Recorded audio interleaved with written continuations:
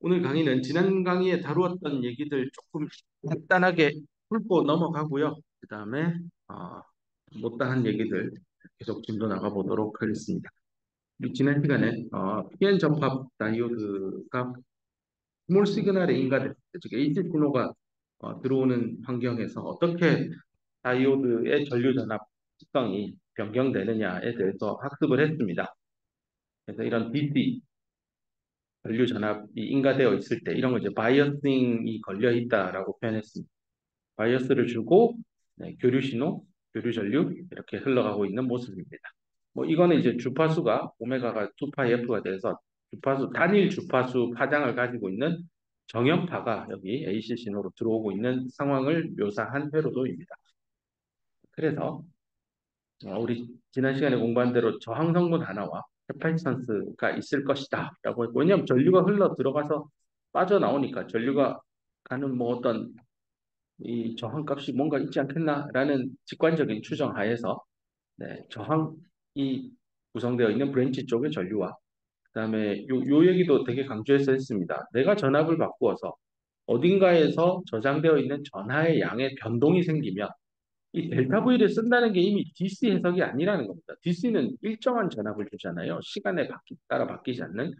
델타 V니까 시간에 따라 전압이 바뀐다는 뜻입니다. 전압을 바꾸었더니 반도체 보전에 전하를 띤 입자들의 총량이 흔들리는 겁니다. 바뀐다는 겁니다. 델타. 그래서 델타 Q가 존재한다는 건 델타 V에 대해서 이 둘의 상관관계는 헤파스턴스입니다. 그래서 이를 전류값으로 바꾸기 위해서 델타 T로 양변을 나누면 얘가 바로 전류의 개념이죠. 시간당 몇 쿨롱이 흘러갔냐. 그래서 I는 C 델타 V 델타 T 이렇게 나옵니다. 그래서 이걸 미분 형태로 해서 C dV dt고 여기 캐파시터 성분 양단의 전압을 인가한 전압 어플라이드 볼티지라서 VA로 썼었습니다. 이런 것도 썼었고요.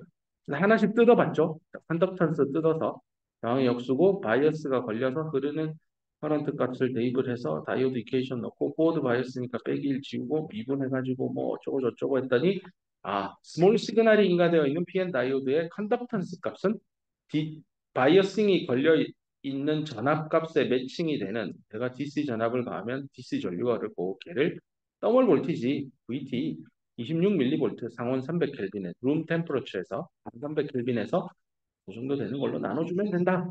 이렇게 결론을 내렸습니다. 그 다음 여기서부터 얘기가 이제 캐패시턴스 얘기를 한참 했던 걸로 기억이 납니다. 이제 포워드 바이어스를 걸어서 전류가 쭉 흐르니까요. 이 마이너리티 캐리어가 P에서 N으로 넘어간 홀은 N에서 소수 캐리어죠. 이 마이너리티 캐리어 파지가 스토리지 저장이 되는 그 상황을 한번 그림으로 한 번 더 그려서 지난 시간에 했던 얘기를 강조를 해보겠습니다.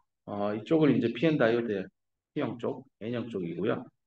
물리적인 접합면이고 이쪽이 공필층의 엣지 마이너스 XP, XN으로 썼습니다. 이때 이 Y축을요. 넘어온 홀이 얼마나 변했느냐를 X에 대한 함수를 쓰고 이쪽은 N형에서 넘어온 전자가 P형 쪽에 얼마나 남아있느냐를 썼습니다. 실제로 뭐 이런 형태로 표시가 되겠죠. 요게 델타 PN을 X에 대해서 쓴 함수입니다. 요거 뭐 어떻게 구하고 저쪽은 다 다이오드 이퀘이션 유도할 때 했었습니다. 근데 여기서 관심 가지는 거는 이 각 X 지점마다의 액세스 홀 컨센트레이션을 X 위치별로 쓰는 이 커브 라인 이거에 관심이 있는 게 아니라요. 요 아래쪽 면적에 관심이 있습니다. 면적에 왜 면적이냐? 결국은 이 면적이 의미하는 게 N형 반도체 안에 홀이 들어와서 얼마나 거기 들어앉아 있느냐 저장의 관점에서 그래서 이걸 홀이 만들어낸 총 전하량입니다. 똑같은 논리로 여기 있던 전자가 이쪽으로 넘어오죠. 그래서 여기 쭉 쌓입니다. 그래서 이 커브식은 델타 NPX로 유도를 했었지만 오늘 관심 있는 건 여기 있는 면적입니다. 이 면적이 결국은 QN이 될 겁니다. 그렇게 해서 이 포워드 바이어스 환경 하에서 VA가 포워드입니다. 여기다가 이제 교류 신호를 딱 때렸더니 지난번에 이런 얘기를 했었습니다. 좀 이게 플러스였다가 마이너스였다가 0이었다가 왔다 갔다 할 테니까요. 이 커브가 0일 때예요. 플러스면 좀 더 많이 넘어오니까 이만큼 커브가 형성돼서 전체 면적도 조금 더 늘 겁니다. 근데 마이너스가 붙게 되면 마이너스인 경우에는 덜 걸려서 이렇게 안으로 들어옵니다. 요만큼만 변화가 축적되어 있습니다. 명시적으로 QP의 값이 늘었다 줄었다 하는 게 보일 겁니다. 내가 파란색이 이게 많을 때고요. 초록색이 적을 때입니다. 즉 이게 VA 신호가 양일 때고 얘는 스몰 시그널이 음일 때 거고 얘는 이제 VA가 0일 때 겁니다. 이렇게 해서 교류 신호가 업, 다운을 왔다 갔다 하면서 결국은 이쪽으로 주입되고 있는 홀의 양도요. 늘었다 줄었다.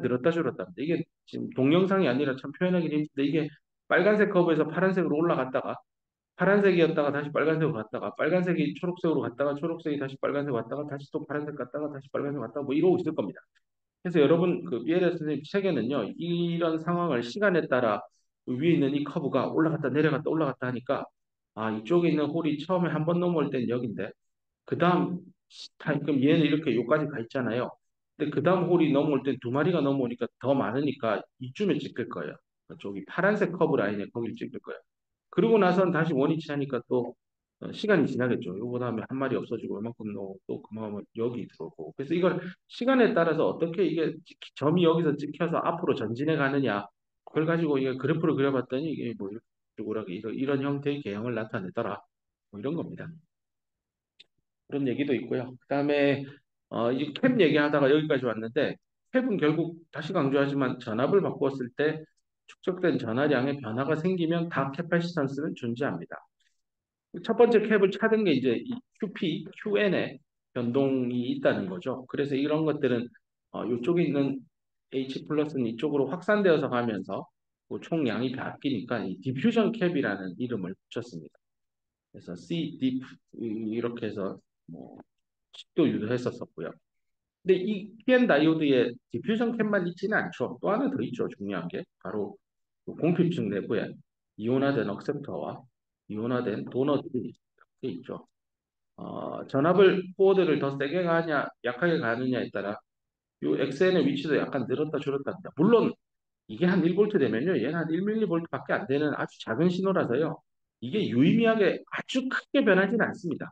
하지만 안 변하는 건 아니니. 네, 바뀌기 때문에 여기 노출되는 전하의 양도 바뀝니다.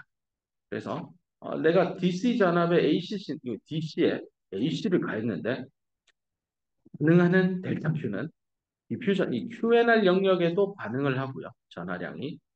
디플리션 영역 안에서의 전하량도 움직입니다. 그래서 델타 V에 대해서 델타 Q가 이 QNR 영역 쪽에도 있고 델타 Q가 디플리션 영역 안에도 있었던 거죠. 그리고 QNR 영역에 있는 거는 디퓨전 캡 성분으로 설명을 했고 디플리션 영역 안에 있는 건 C댐 또는 C 정션 뭐 이렇게도 혼용해서 쓴다고 했습니다. 다이오드에서는 디플리션 캡을 더 많이 쓰고요. 트랜지스터에서는 정션 캡을 더 많이 씁니다. 뭐 이건 내 느낌입니다. 지극히 개인적인 의견일 뿐이고 뭘 쓰건 틀린 얘기는 아닙니다. 그렇게 해서 두 가지 타입의 캡이 존재한다라는 얘기를 했습니다.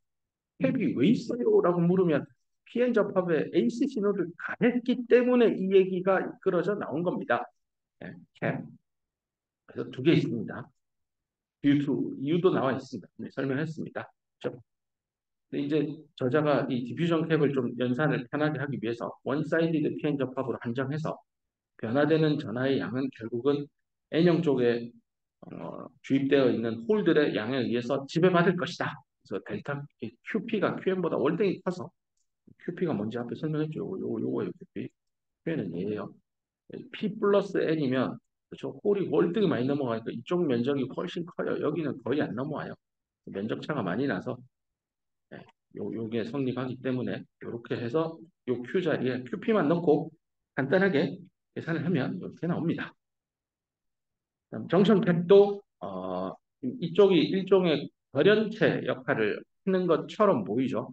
그래서 이거는 절연체가 들어가 있는 캐파시터 계산하는 식을 차용을 해서 절연막의 두께와 그다음에 요 내부에 있는 실리콘의 유전자 값으로 나누면 되는데 이 단위 면적당으로 보통 표현하거든요. 이렇게 표현하는데 여기서는 그냥 제가 면적까지 감안한 겁니다. 그럼 여기 면적이 어디 있는데요? 하면 또 이 뒤꿈치 이 면적이에요 하면 큰일 날 소리입니다.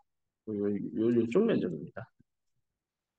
이렇게 3차원적으로 그리면 요 면적입니다. 크로스 섹셔널 에어리어라고 하죠. 단면적입니다. 이해를 하면 되고, 그다음에 이 얘기를 지난 시간에 안 한 것 같아서 내 기억에는 정션 캡 또는 디플리션 캡 이런 거를 줄이기 위한 세 가지 방안이 뭘까요? 하고 시험 문제 물어보면 뭐 금방 답할 수 있을 것 같은데요. 뭐가 있을까요? 뭐 이 식만 딱 쳐다보면 답이 한 방에 나올 것 같긴 한데 한번 앉아서 생각해 보세요. 뭘 하면 될까요? 요 A까지 넣어서 질문한 겁니다. 뭘 지우자. 낙서한 거 지우자. 네. 1, 2, 3. 네. 요 식을 가만히 앉아서 감상을 하고 있으면 답이 뭐가 나올지 알 것 같은데 30초 줄 테니까 생각해 보세요. 물어봐야지.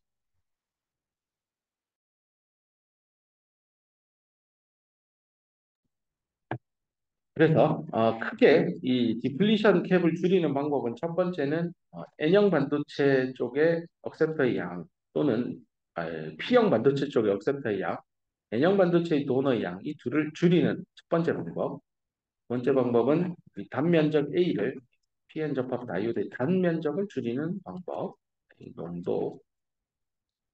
세 번째가 PN 다이오드에 지금 포워드를 걸어서 생기는 건데 리버스 바이어스를 걸어서 디플리션 캡을 또 줄이는 방법. 리버스를 가한다는 건 결국 W를 늘린다는 얘기하고 같은 맥락입니다.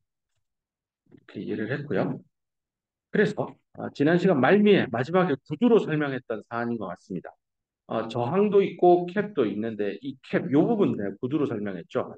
정션 캡과 디플리션 캡 이거 사실은 직렬 연결된 것처럼 절대 생각하지 말아 달라고 부탁을 했습니다.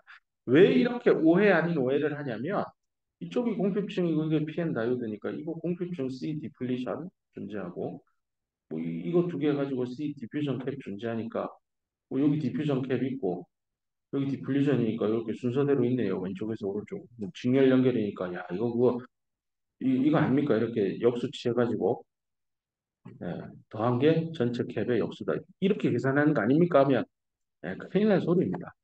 캡의 원래 캡이 유래된 전압차가 얘잖아요. 이 전압 하나 때문에 생긴 캡이 디플리션 캡도 있고 디퓨전 캡도 있는 거예요. 같은 노드에 물려 있어요. 같은 두 개의 노드 안에 이런 캡도 있고 저런 캡도 있는 거예요. 이렇게 설명하니까 병렬이구나 하고 보일 겁니다. 그래서 캡의 두 성분, PN 다이오드에 있는 정션 캡, 디플리션 캡, 이 디퓨전 캡 이거 병렬입니다. 병렬 연결입니다. 같은 노드에 묶여 있기 때문에 그렇습니다. 뭐, 같은 노드가 어디입니까 하면 가해준 전압이라고 해봤자 P와 N 사이의 전압차밖에 없잖아요. 그래서 이 부분까지 확인했습니다. 얘기를 했고 그다음에 이 두 번째 줄 마지막 줄에 있는 건요. 그럼 이게 두 개의 캡이 존재할 때 누가 더 좀 값이 크냐 작냐인데요. 항상 누가 지배적으로 크다라고 얘기할 수 없습니다. 여기 나와 있는 대로요. 포워드 바이어스를 좀 세게 가하거나 적당히 가하는 수준이 되면 PN 다이오드에서 포워드 바이어스를 가하면 결국 여기 있던 홀이 이쪽으로 많이 넘어서 이게 축적이 많이 되잖아요. 전자도 이쪽으로 많이 되고 포워드 때는 이 W가 좁아지잖아요. 그래서 둘을 계산을 해보면 포워드를 좀 세게 걸면 넘어오는 양이 캡을 지배합니다. 근데 그렇지 않은 경우 그러니까 아주 약하게 보드를 가해서 넘어가는 양이 미미할 때 또는 리버스 바이어스가 인가된 상황에서 스몰 시그널이 인가될 때는 디퓨전 캡보다는 가운데 공표층에서부터 유래되는 디플리션 캡이 더 큽니다. 이건 뭐 계산을 해보면 명확하게 답을 구할 수 있으나 머릿속에 적당한 포워드랑 센 포워드는 디퓨전 캡 많이 넘어가면서 걔들이 중요한 역할을 하나 보다 이렇게 기억을 하고 그렇지 않으면 그 반대다 이렇게 하면 될 것 같습니다. 그다음에 이 챕터 7을 끝내기 전에 마지막으로 다루어야 할 얘기가 네, 이 예전에 얘기했던 것 같다 느낌이 못 들은 학생들을 위해서 한 번만 더 합시다. 앞에서 정션 캡 계산하는 식이 있었습니다. 그거를 양변을 제곱을 하고요 뒤집습니다. 그렇게 해서 나온 식입니다. 그리고 W도 앞에서 PN 다이오드 DC 해석할 때 W는 루트 2 입실론 나누기 Q에다가 어쩌고저쩌고 있습니다. 그거를 쇼 테이블에서 루트를 제거하고 나머지 식을 넣은 다음에 깔끔하게 쓰면 나옵니다. 여기 N은요, PN 다이오드에서 이게 이제 억셉터 이 P형 쪽, 그다음에 이거는 도넛 쪽 해서 둘 중에 더 진한 놈은 죽습니다. 연한 놈 작은 값, 예를 들어 이게 한 10에 16승, 이게 한 10에 18승쯤 되면 누가 봐도 얘만 살아남을 겁니다. 그래서 이 N은요, 연한 쪽 도핑 농도를 여기 잡아 넣으라는 겁니다. PN 다이오드 중에 연하게 도핑된 쪽에 도핑 농도를 넣어서 계산하면 됩니다. 그렇게 해서 뭐 이렇게 식은 알겠는데 얘를 데이터로 이렇게 써보려고 합니다. VA가 독립 변수고요. X 역할을 할 거고 CJ 제곱 분의 1이 종속 변수입니다. 이걸 해서 데이터를 찍는데 정션 캡이 우세하다라는 거 좀 전에 앞에 여기 강의했어. 리버스일 때 디플리션 캡, 정션 캡이 중요하다고 했잖아요. 그래서 정션 캡이니까요. 리버스 영역, 바로 이쪽 부분에서 데이터를 찍습니다. 그러면 쫙쫙쫙 찍혀납니다. 이거를 쭉 라인을 이어서 뭐 이렇게 쭉 이으면 여기 절편까지 구할 수 있는데요. 요 X 절편이 바로 빌트인 포텐셜입니다. 빌트인 포텐셜은 그 9구단 6단 이용해가지고 N형, P형의 쪽에 도핑 농도 알면 계산할 수 있는 식이었는데 그건 이론 값이고요. 얘는 이제 실험을 통해서 확인할 수 있는 겁니다. 그럼 또 하나 이 실험을 특정 데이터를 통해 알 수 있는 게 기울기입니다. 이 기울기가 여기 앞에 있는 대로 마이너스 2하고 아래쪽에 이만큼 덩어리 있죠? 그게 기울기잖아요. 마이너스 2하고 A제곱 Q 실론 SN인데 이를 통해서 PN 다이오드의 연하게 도핑된 쪽의 도핑의 농도를 데이터를 통해서 측정을 통해서 확인할 수 있습니다. 도핑 잘 됐나 궁금하면 이런 PN 다이오드를 만들어서 도핑을 하면 됩니다. 결국 반도체 웨이퍼가 식을 너무 크게 그렸다. 웨이퍼가 있으면 뭐 우리 D램 같은 경우는 이렇게 가서 견학을 가서 봐서 알겠지만 이렇게 있으면 이게 한 2,500개 지금 만들고 있거든요. 어, 원 Y 나노미터급쯤 되면 꽤 많습니다. 아, 이 다이 하나하나마다 이렇게 있으면 칼로 다 자르잖아요. 이게 자르는 요 영역을 이제 죽는 영역, 데드 에어리어 안에다가 어차피 죽을 놈 뭐라도 넣어서 이 웨이퍼 공정 잘 되고 있는지 모니터링하는 목적으로 쓰는 게 태그라고 했을 때고 또 얘기를 했던 것 같아요. 테스트 엘리먼트 그룹. 이 테스트 엘리먼트 정말 특정 테스트 목적입니다. 그 중에 하나로 PN 다이오드를 넣고 이 웨이퍼 스케일로 이렇게 불순물을 주입을 하는 공정을 하니까 여기 데드 에어리어에 있는 PN 다이오드도 똑같은 공정을 경험하게 될 겁니다. 실제 이 양산 제품에 들어가는 것도 도핑이 되겠지만 요 데드 에어리어 안에 있는 요 태그에 있는 PN 다이오드도 그죠?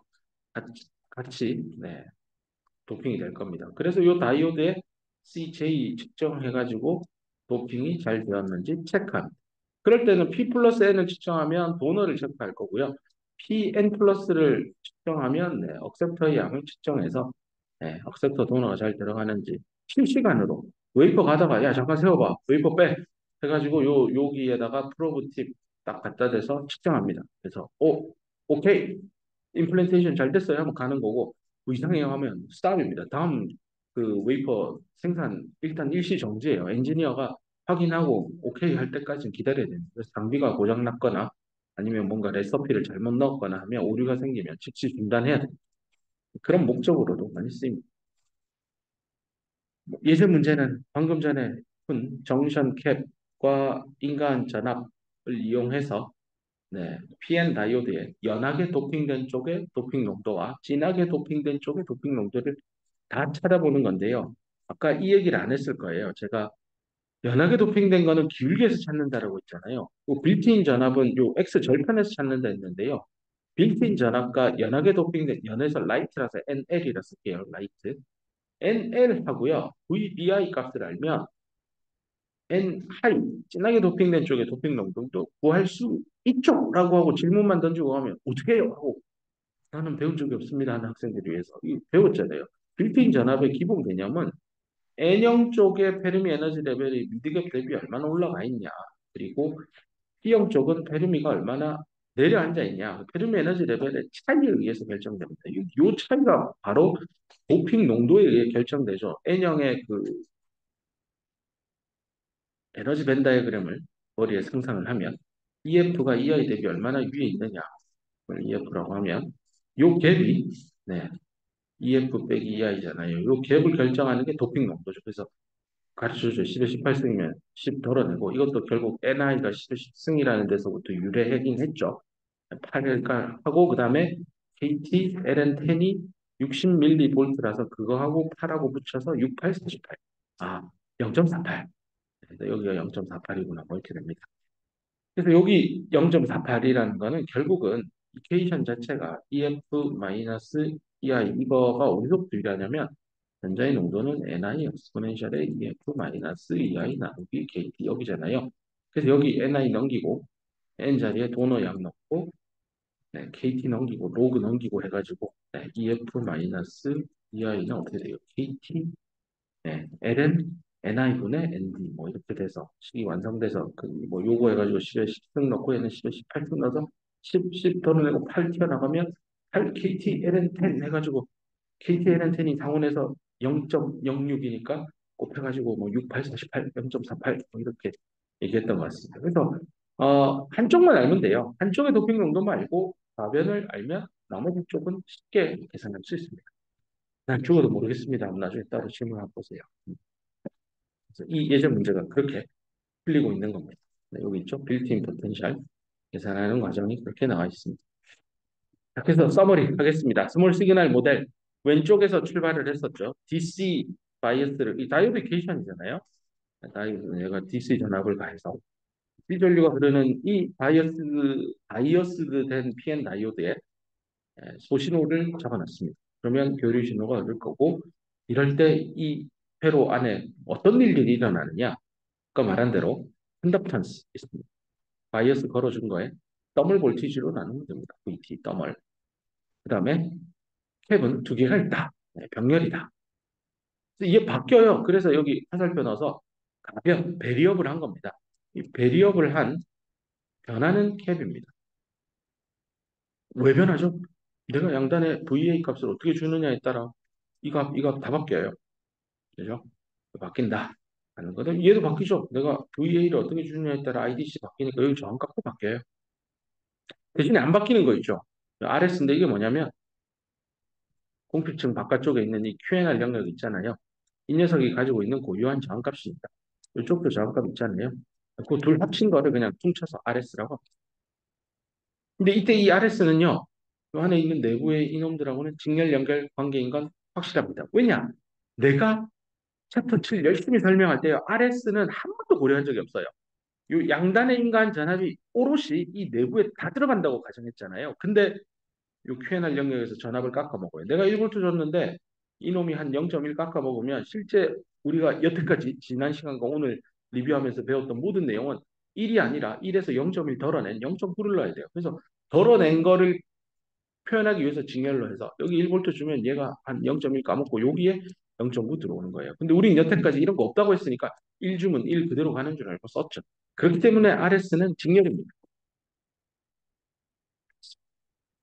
여기까지가 챕터 7이고요. 스몰 시그널이 들어갈 때 PN 다이오드가 어떻게 응답하고 있는지 자세히 공부를 했습니다. 잠깐 머리를 식히고 챕터 8로 이제 넘어가도록 하겠습니다. 자, 이제 챕터 8로 넘어가서요. 트랜지언트 리스판스에 대해서 살펴보겠습니다. 이게 트랜지언트 리스판스 굳이 번역을 하면 과도 응답 특성이라고 표현을 하는데요. 과도하면 떠오르는 게 과일 깎는 칼이 과도 아닌가 뭐 이런 생각이 들긴 한데 이 시간에 따라 뭐 어떻게 변하느냐의 의미라고 보면 됩니다. 리스판스는 출력입니다. 전자공학에서 이제 입력과 출력 얘기를 할 때 아웃풋 대신에 인풋에 대해서 아웃풋이 뭐가 나오느냐를 볼 때 리스판스가 어떻다라고 표현을 합니다. 나중에 시노미 시스템, 뭐 반도체 신호 처리 이런 수업 들으면 좀 더 자세하게 어떤 입력에 대해서 리스판스가 어떻구나 뭐 이런 거 배울 겁니다. 전자공학과에서 나중에 수업 들을 때 제어공학 수업을 나는 꼭 듣길 추천을 개인적으로 하는데요. 제어공학 수업을 들으면 좀 더 이런 리스판스 특성이 뭐가 돼야 되는지 자세히 배울 기회가 있을 겁니다. 자, 가봅시다. PN 다이오드 지금 이제 챕터 8에 트랜전트 리스폰스 이게 뭐냐면요. 시간에 따라서 얘가 어떻게 변하느냐니까 결국은 읽어봅시다. PN 다이오드 어떤 PN 다이오드 하나가 있습니다. 얘를 포워드 바이어스를 걸었습니다. 그러고 나서 갑자기 끕니다.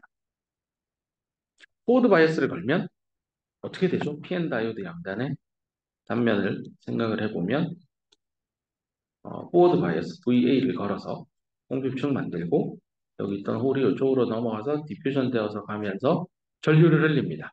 전류 전압 관계 곡선으로 따져보면 그러면 전류 I 잡으면 원점 기준으로 이렇게 다이오드의 특성 곡선이 나올 때 대충 요쯤에 잡아서 여기에 VA가 해서 여기 전류 나오는 거죠. 요런 동작, 요 포인트에서 동작을 막 하고 있는데 갑자기 끕니다. 갑자기라는 게 VA에서 0으로 빡 돌아오는 겁니다. 갑자기.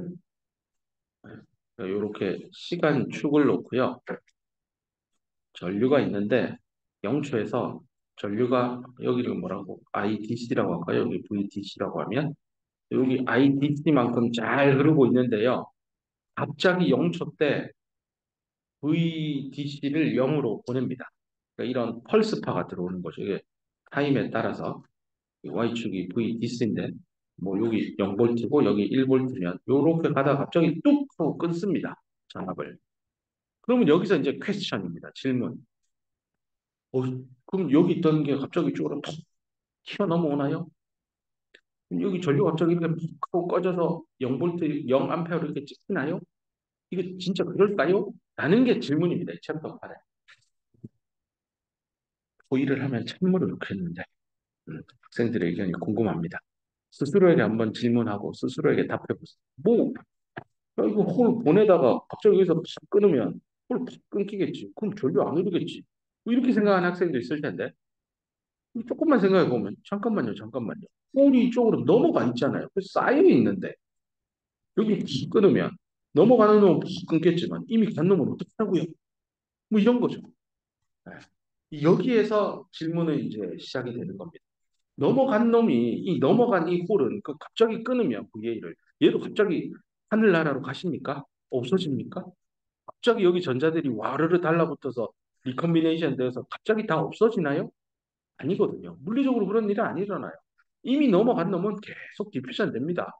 뭐 자기는 넘어 이게 나는 모르겠고 나는 넘어왔으니 뒤에가 넘어오든 난 모르겠고 뒤에 전압 끊겨서 뭔 일이 일어나는지 난 모르 요 뒷일은 난 모르지만 난 왔으니까 계속 갈 거예요.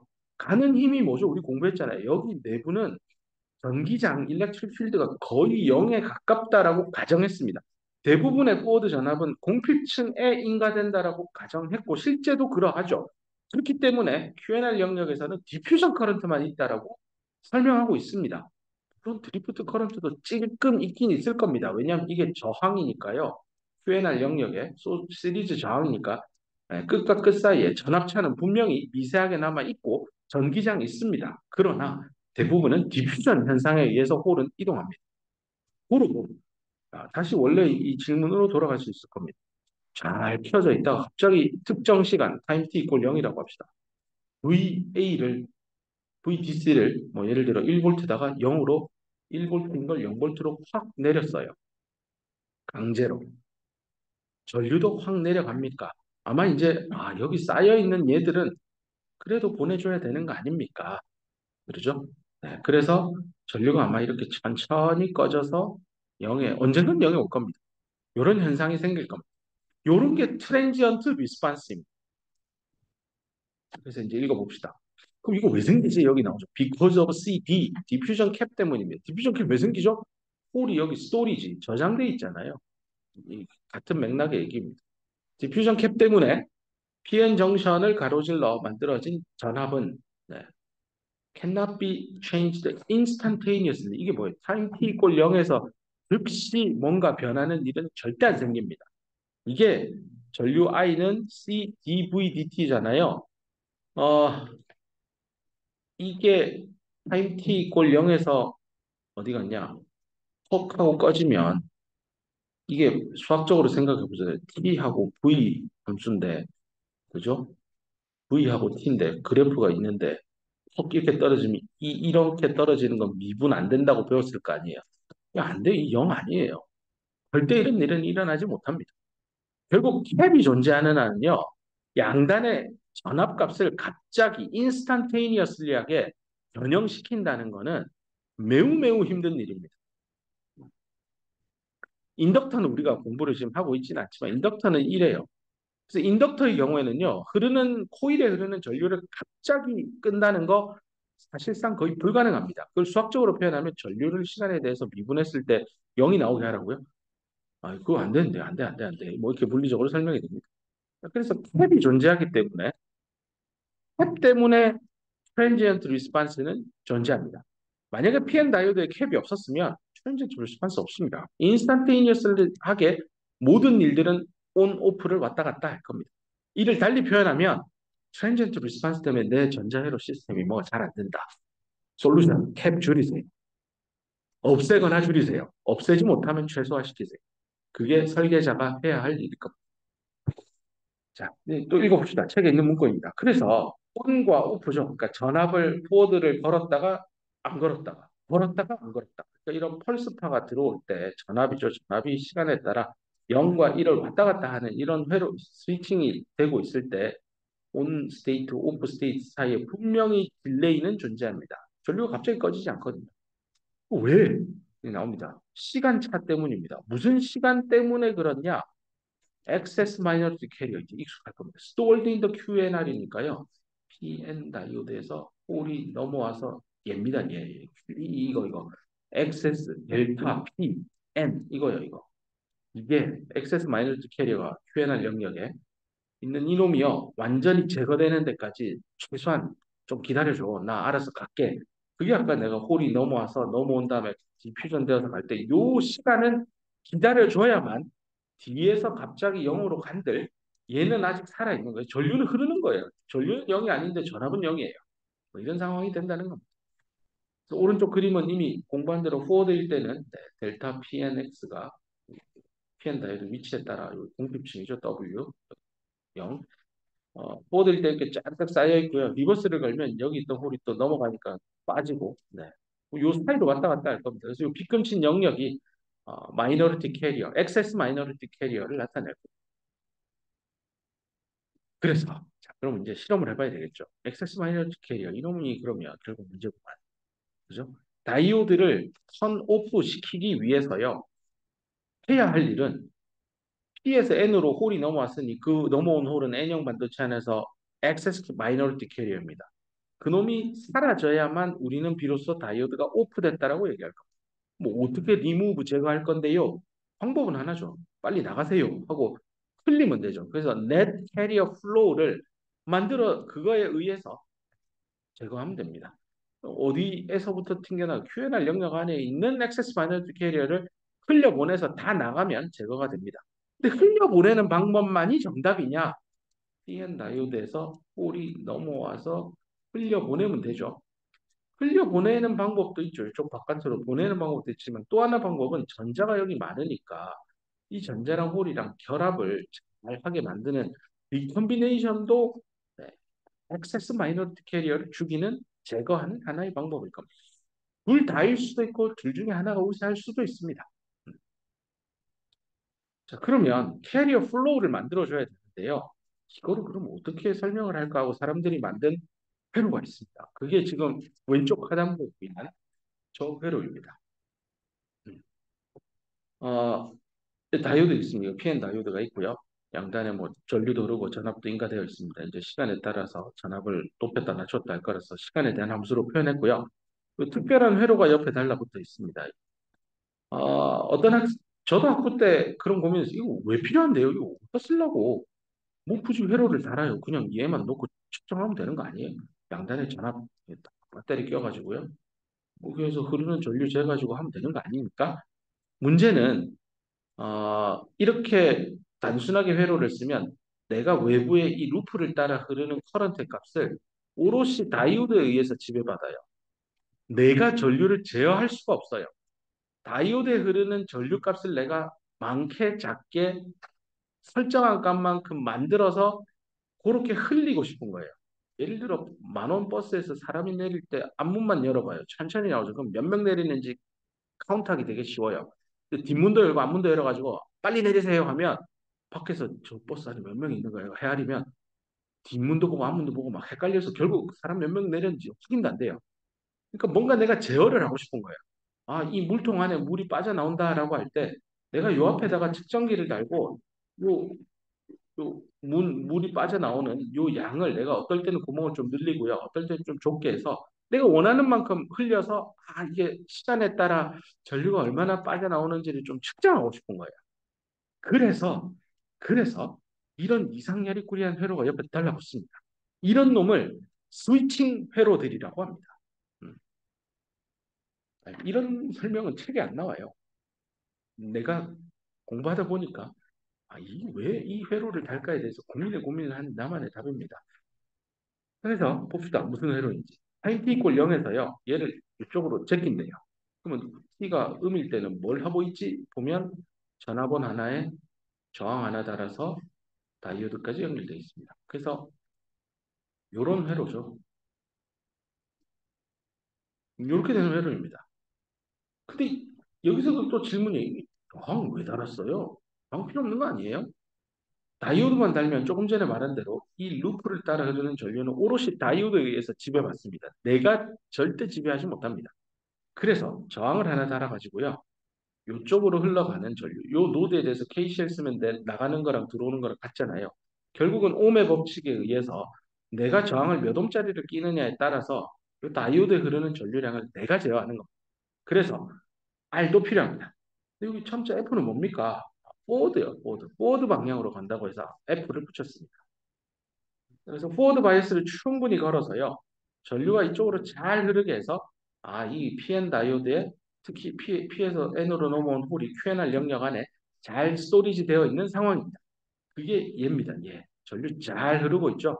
타임 t 이퀄 0 전에 이 IF라고 한 게 이제 요 루프를 따라 포워드일 때 흐르는 DC 전류 IF입니다.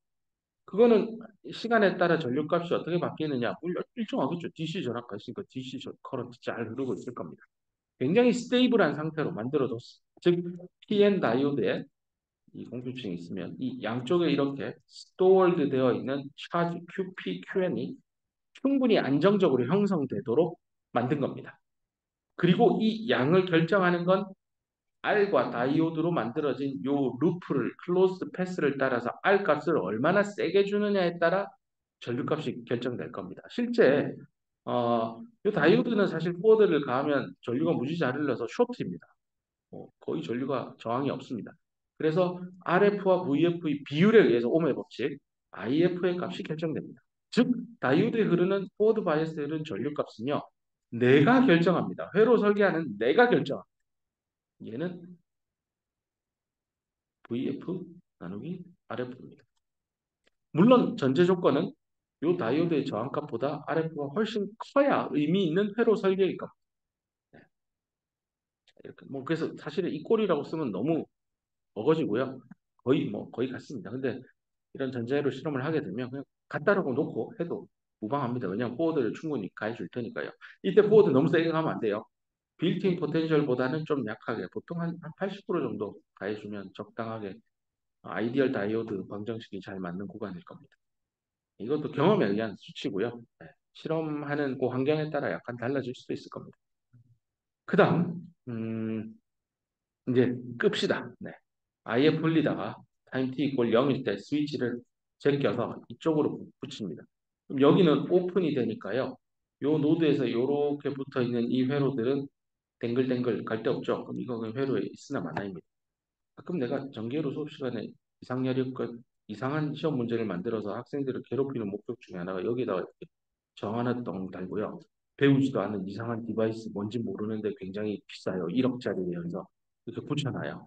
사실은 플로팅 돼 있어서 시험 문제하고 아무 상관없는 건데 여기에 낚여가지고 이 쉬운 시험 문제를 못 풀고 틀린 학생들이 있습니다.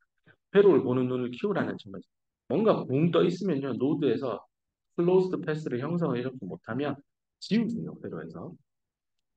그래서 이쪽으로 제끼는 순간 얘는 없습니다. 그 다음 얘랑 붙어 있죠. 이 부호가 반대죠. 아까랑 정반대 부호가 지금 들어오고 있는 거죠.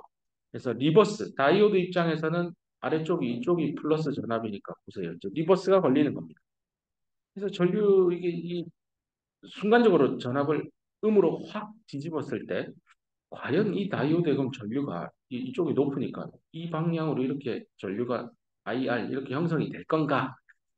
아, 측정을 해보면 일단 당장은 모르겠고 한 무한대의 시간을 흘려봅시다. 몇 시간이고 시간이 지나면 결국 아마 이거 전자회로 수업 시간에 이미 배운 학생들이 이해할 겁니다. 이게 리버스 바이어스가 걸리는 거잖아요. 리버스 바이어스. 그럼 다이오드 반대 방향으로 이렇게 전류가 강제로 흘리려고 하면 얘는 거의 전류를 안 흘리는 놈이에요. 배운 대로 IVA 특성에 0보다 작은 이쪽이면 이쪽에 마이너스 IS 세츄레이션 커런트만큼만 흐른다고 배웠잖아요. 맞아요. 굉장히 작은 전류가 흐를 겁니다. 문제는 무한대까지 가봅시다. 안정된 상태. 여기 측정된 데이터 보세요. 이렇게 일정하게 흐른다고. 어디 흐르는 거죠? 어디? 요겁니다. 요거. 요 루프를 따라서 형성된 요 루프 안에 있는 전류 값입니다. 굉장히 작은 값이죠. 거의 0 X축에 붙어 있는데요. 심지어 여기 점선에 옆으로 쭉 가보면 표시도 안 돼 있어요. 얼마인지. 굉장히 작다는 뜻입니다. 지울게요.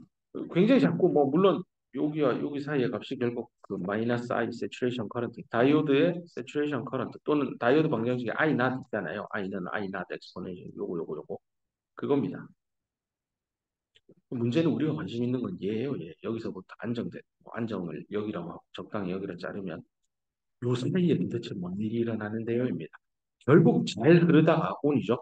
결국 꺼져요. 네.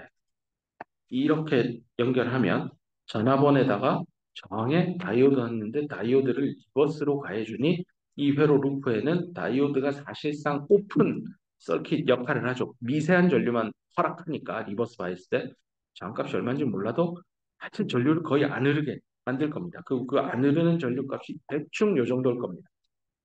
요건 알겠는데 이제 뭔 일이 일어날까인데요. 이제 들어가 봅시다. 요게요. 일단은 위에서 밑으로 내려오는 쪽으로 포워드가 연결됐을 때 거의 쇼트처럼 네, 잘 흘렸던 거예요. 전류의 흐름을 결정하는 거는 아랫부분의 VF죠. 이 말은 요 뒤에 더하기 R 다이오드를 0으로 봤다는 거잖아요. 그죠? 포워드일 때, 여기 큰 루프 요거 포워드일 때. 아, 그 말은 이거 쇼트 났다는 거예요. 전류 잘 흘렸던 거예요. 쇼트고요. 근데 갑자기 플러스 마이너스를 마이너스 플러스로 이렇게 극성을 바꿨잖아요. 그러면 바꾸는 그 타임 t 이퀄 0일 때 이때 요 순간 여기서 밑으로 내려올 때 요 전류값이 얼마인지를 고민을 해보자는 겁니다. 기억할 부분은 요 앞부분에 온 상태일 때 R 다이오드 저항은 거의 0 쇼트라고 봤기 때문에 회로도는 이렇게 될 겁니다. VR 이거 RR 그래서 여기 그냥 다이오드인데요. 그냥 쇼트예요. 요런 모양입니다. 이때 이 루프를 따라 흐르는 커런트는 얼마입니까? 라고 물으면 아주 쉬운 문제죠. 저항분의 전압. 그래서 얘는요. RR분의 VR입니다. 이제 왜 스위칭 서킷이 필요한지 느낌이 올 겁니다. 만약에 이 RR이 없이 만들었으니 이 저항이 없었으면요. 얼마 흐르는지 난 몰라요. 쇼트니까. 네. 실험하기가 너무 어려워질 겁니다. 자, 이렇게 해서 마이너스 IR만큼 이거 마이너스 IR이라고 표현한 이유는 딱 써놓으면 원래 흐르던 포워드의 반대 방향으로 흘러서 얘 기준으로 반대로 흐르니까 마이너스를 붙여서 반대편으로 측정한 겁니다. 크기만 놓고 보면 RR분의 VR입니다. 크기만 생각하면 마이너스로. 그 다음에 이 부분이 아주 중요한 포인트입니다. 이게 뭐냐. 일단 단어 정리부터 할게요. 개념은 좀 이따 설명하고요. 이 TS를 스토리지 딜레이 타임이라고 할 겁니다. TS. 그 다음에 TR은요. 리커버리 타임입니다. 굳이 번역하면 회복 시간쯤 될 거고 스토리지 딜레이 타임은 저장 지연 시간? 내가 그런 말 들어본 적 없습니다. 그냥 스토리지 딜레이 타임입니다. 리커버리 타임. 그다음에 이 TRR은요. TRR은 이 R은 리버스 리커버리 타임입니다. 이 TRR은요. TS와 TR의 합으로 그냥 정의 내리면 됩니다. 이미 여기 그림으로도 잘 설명이 되어 있습니다. 자, 그럼 이 TS가 뭐냐? TR은 뭐냐인데요. 이 TR은요, 다이오드가 가지고 있는 성질뿐만 아니라 이 주변 스위칭 서킷을 어떻게 구성하느냐하고도 연관이 돼 있어서요. 실제 다이오드의 트랜지언트 특성을 평가하는 데 쓰는 지표가 아닙니다. TR은 안 써요. 잘. 뭐 남는 거 하나 있잖아요. TS입니다. 그래서 TS의 값을 가지고 다이오드의 트랜지언트 특성이 어느 정도 된다를 정량화 시켜줍니다. 그래서 이 TS가 뭐냐, 왜 일정하냐, 여기까지만 하고 오늘 수업 마치면 될 것 같습니다. 수학적으로 푸는 건 다음 시간에 할게요. 이게 왜 일정하냐? 아까 말한 대로 포워드 상태일 때 이미 얘는 쇼트예요. 근데 이게 스위치가 넘어온들 저항 하나랑 얘만 있으니까 얘는 계속 쇼트의 역할을 해요. 근데 언제까지 쇼트할까? 이게 오늘 수업의 마지막 질문이 될 것 같습니다. 언제까지 쇼트일까요? 언제까지 다이오드는 쇼트처럼 동작할까요? 다시 PN 다이오드를 이 그림으로 돌아와서 원래 포워드 바이어스 걸어서 여기 있던 홀 와장창 넘겨서 여기 홀 쫙뜩 쌓아놨잖아요. 근데 이게 없어졌어요. 근데 얘는 이미 넘어온 놈이라 계속 가고 있어요. 계속 치는 포워드인지 착각하고 있어요. N형 반도체 안에 있는 소수 캐리어는 여기 꺼졌는데 야 꺼졌어? 아니 난 몰라. 그뭐안 들리는 거예요. 난 모르겠고 난 갈래 하고 계속 포워드 걸려 있어요. 그 계속 쇼트죠. 그러니까 이 쇼트가 언제까지 유지되냐고요. 라고 물으면 더 이상 주입이 안 되면 쇼트인지 모르겠네요. 쇼트가 끝나겠네요. 다시 말하면 여기에 저장되어 있는 전하, 그러니까 H 플러스가 다 사라지면 그때부터는 진짜로 여기 N형 반도체 쪽 QNR도 쇼트가 아니라 야 이제 꺼졌나 보다. 뭔 일 생겼네 하고 뭔가 반응을 할 겁니다. 그래서 요 시간 보세요. 여기 마이너스 IR로 이렇게 일정하게 전류가 흐른다는 건 이 다이오드가 여전히 쇼트이기 때문에 RR과 VR의 비율로 여기 전류가 측정이 되어 나와요. 근데 여기 쇼트의 기능이 사라졌다? 달리 말하면 QNR 영역에 포워드 때의 과거의 흔적이 그대로 남아서 여기에 있었던 이 저장된 전하가 다 날아가면, 즉 쇼트가 깨지기 시작하면 그때부터 전류가 쫙 줄어들어서 무한대까지 가면 결국 다이오드가 오픈 역할을 하는 수준, 즉 초미세한 전류 IS만 흐를 때까지, 그때는 RR보다는요 얘가 더 큰 저항 역할을 해서요 요 전류값은 다이오드에 의해서 지배받겠죠. 근데 다이오드가 이 구간에는 다이오드가요 아직 쇼트인 줄, 즉 아직 포워드 바이어스에 인가된 줄 알고 착각하는 시간입니다. 곧 착각하는 시간이 바로 스토리지 딜레이 타임이고요. 스토리지 딜레이 이제 느낌이 올 겁니다. 여기 스토리지 된 거, 스토리지 걔 때문에 이게 껐는데 뒤늦게 꺼지죠. 딜레이 되는구나. 그때까지 몇 초 걸린다고요? 그게 TS 이걸 측정을 통해서 알 수 있는 겁니다. 물론 이 마이너스 IR 값을 이 RR 저항 값을 높이냐 낮추냐에 따라 TS 값이 바뀔 여지도 있습니다. 그래서 이 표준형으로 만든 스위칭 서킷을 넣고 평가를 해서 PN 다이오드의 트랜지언트, 특히 꺼지는 거니까 우리는 트랜지언트 중에서도 턴 오프되는 트랜지언트가 어떻다 저떻다 얘기를 할 겁니다. 그래서 왜 딜레이가 생기고 왜 스토리지 딜레이 타임인지 설명을 했고요. 다음 시간에는 이 P 플러스 N 다이오드를 가지고 진짜로 N형 반도체 쪽에 이렇게 홀이 넘어왔는데 이렇게 정상 상태 때 잘 만들어진 액세스 캐리어 농도가 어떻게 뒤에서 VA를 커트를 0으로 또는 리버스 시키느냐에 따라 넘어오는 양이 팍팍 줄어들고 있는 걸 시간이 증가하면서 바뀌는 걸 볼 겁니다. 이런 것들을 이용해서 실제 이 TS 값을 계산을 하면 뭐 어떻게 되는지 답은 여기 나와 있지만 이 유도 과정도 미분 방정식을 풀면서 보도록 하겠습니다. 다음 시간에 또 보도록 합시다. 수고했습니다.